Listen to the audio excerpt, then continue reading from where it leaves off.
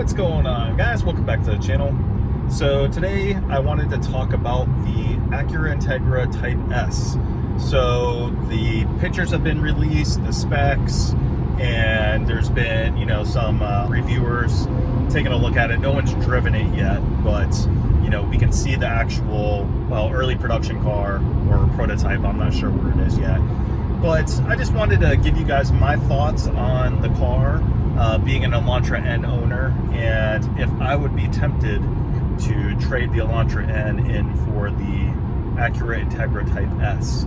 So if you're interested to hear my thoughts, stick around.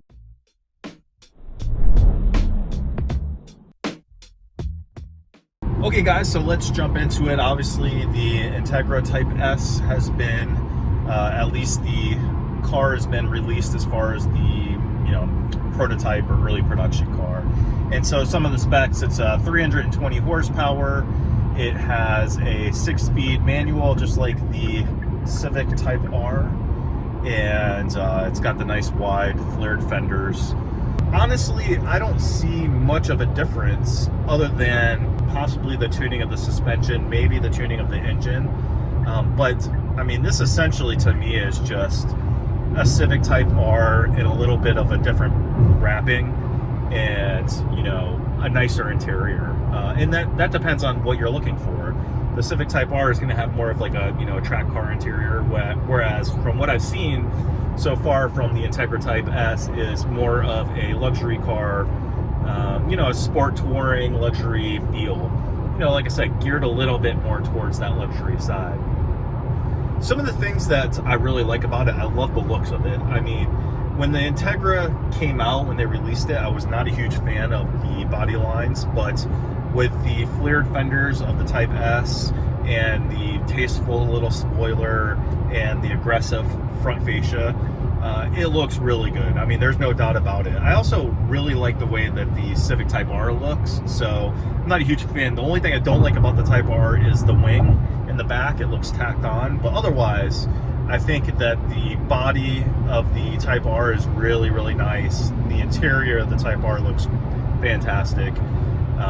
So compared to the Type R, I think that it's, again, just a little bit of a different taste and flavor, but very, very similar to the Type R. Engine's the same. I mean, 5 horsepower difference is not going to be, I'm assuming you're not going to be able to feel that. Again, the tuning might be different, but I mean, at the end of the day, it's the same engine, it's the same transmission, it's the same limited slip, it's got the same size brakes and rotors and calipers, it's got the same size wheels, it's a 4-door sedan, front-wheel drive, liftback, hatchback, whatever you want to call it. All in all, it's the same car, really, just with a little bit different amenities. Now, some of the things that you're going to get in the Type S you can't get in the Type R are heated seats. The seats are a little less bolstered and sporty, which for me is something that I would very much be interested in, being that I've complained about my Elantra N seats as being too bolstered for a bigger person. So I think that's great. Another thing that it does have that the Type R doesn't is it's going to have a better exhaust, from what I understand. It's going to actually make some noise. I've heard I believe it was Rady's Ride that did a little rev. It does sound good, but I still don't think it sounds as good as the Elantra N. I mean, this exhaust is, I could talk all day about how amazing this exhaust is, and it is the best 4-cylinder exhaust I've ever heard. But other than that, you're really not getting anything different than the Type R that I can see, at least from the first, released videos of, like I said, the vloggers, what they're doing. Some of the things that you're not going to be able to get in the Type S that I think Acura really missed the mark on, again, when you're comparing it to the Elantra N, is no sunroof, which we get in the Elantra N. I think, for me, I love cars with sunroofs, and if the Type S is kind of supposed to be that, a little bit more tailored towards the luxury or sport touring kind of side, how could you not give it a sunroof? That's just bizarre to me. Now, the Elantra N manual does not come with a sunroof, at least in the US, so you have to get the DCT to get the sunroof, but still, they give you the option. You get heated seats in the Type S, but you don't get a sunroof option. Now, the biggest miss, in my opinion, and for the Type S is the lack of automatic transmission.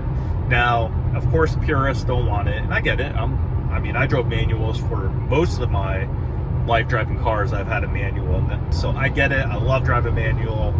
With the technology that's with, you know, dual clutch transmissions, and even the Honda automatic, the 10-speed, you know, for a pure automatic transmission with a torque converter, it's a great transmission. Again, that's comparing it to the Elantra N that has a wet clutch DCT, and despite the Hyundai haters saying they think it's crap, the DCT in this car is amazing. I mean, it's incredible. It rips off shifts. It's smooth as hell when you're not in sport or N mode. It's phenomenal. And some of the reviewers have said, and I agree, that it has almost an exotic feel to it. It has a feel of a car that's much more expensive than the $35,000 MSRP on this car. So, again, Acura missed the mark. If this was supposed to be more of the sport touring, a little bit softer version of the Type R, how could you not give it an automatic option? Just throw the 10-speed in there. I mean, there's people that mod the crap out of Honda Accord 2.0 Ts with the 10-speed, and they seem to have held up. So why would you not give that option? I just don't get it. I mean, I think you're missing a big part of the market on that. So you have those two things. Number three, big thing for me, is the fact that it's only a 4-seater. So they put a cup holder in the middle of the back seats, so you can only have 4 people in 4 seatbelts. They really missed the mark on being able to market that car toward a bigger group of people, including me. So as much as I think it's a phenomenal looking car, I think, like I said, the Type R is a great looking car too. As much as I think the performance of it is going to be just on, you know, same on par with the Type R, it's going to be fast. It's going to be really fast around track and on the street. And the fact that it's a Honda, I'll always, even though I didn't have a great experience with my Accord 2.0 T, I still am a Honda guy. I've owned 6 or 7 different Honda products in the past. I mean, my CRX SI back in the day was still top 3 favorite cars I've ever owned. So, you know, I am a Honda guy at heart when it comes to Japanese or, you know, foreign automobiles. So there's that factor, but because of those big 3 things that I named, I would definitely not be looking to trade this Elantra N in for that car or the Type R. So I'm kind of happy about that because I really enjoy this car and I love it. It is a great road trip car and gets amazing gas mileage and just is the best dual purpose split personality car out there, in my opinion. Anything under $60,000. With all that said, if you are a Honda guy or an Acura guy, you like driving manuals, and you only need 4 seats, and you don't care about a sunroof, either car will be amazing. Now, the only problem you're going to face is, of course, dealer markups. And that's just something that you have to face. Even with the Elantra N, you know, there's still dealers that are marking them up. I don't understand that. I got mine at MSRP, and lots of people have, but there's still dealerships that will mark them up, and you just have to deal with that. But from what I understand, the Type S is going to be a lot less limited in production than the Type R. So there might be a better opportunity to get the Type S, but the Type S is also most likely going to have a higher MSRP. So that's kind of another factor, and I know this is a long video, so I won't go too much more into it. But the Elantra N with a DCT, and of course, like I said, you get the sunroof, you get the heated seats, you get all those things, 5-seat passenger room, is MSRP is right at 35, a little bit over. So what's the Integra Type S going to MSRP at?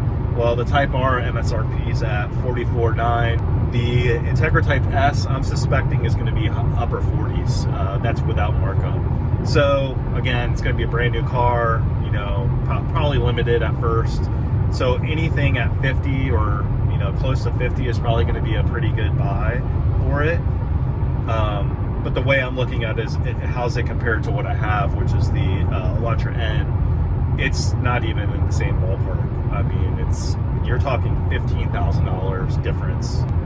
If I was a Type R owner, I'd be a little peeved at them for making it so similar and giving you a couple extra options, probably for not much more than what you paid for your Type R. If you own an FL5, let me know what you think about the Type S, and are you pissed that they didn't make it different enough, or they're not going to make the MSRP high enough where it's gonna, you're not going to regret buying the Type R. So with all that said, guys, that's my opinion. Let me know your thoughts, especially, like I said, Type R owners or Elantra N owners, maybe manual owners. What are you guys thinking? So there's my opinion. I'd like to hear yours. Until the next video, peace out.